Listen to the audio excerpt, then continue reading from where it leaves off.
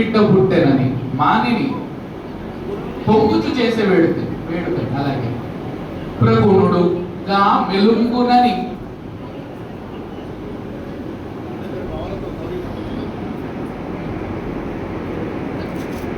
భావన చేసిన తల్లి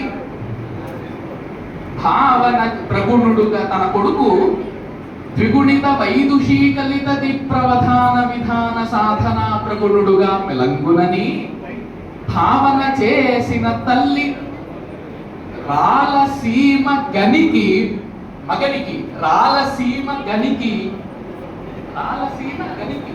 రాయలసీమ అనేటటువంటి నిధికి బిడ్డ పుట్టెనని మానిని పొంగుచు చేసే వేడుకని. రాయలసీమలో చాలా గొప్ప అవధానులు ఉన్నారు. అందులో తిరుపతిలో మా శతావధాని ఆముదాల మురళి గారు ఉన్నారు. వారి యొక్క తల్లి గారు వారు పుట్టిన వెంటనే ఈతడు ఖచ్చితంగా ద్విగుణిత వైదుషీకలిత దిప్రవధాన విధాన సాధన ప్రగుణుడుగా ఉంటాడని చెప్పి రాయలసీమ గనికి రాయలసీమ అనేటటువంటి నిధికి ఒక బిడ్డ పుట్టింది అని ఆవిడ సంతోషించి పొంగుచు వేడుక చేసింది. తర్వాత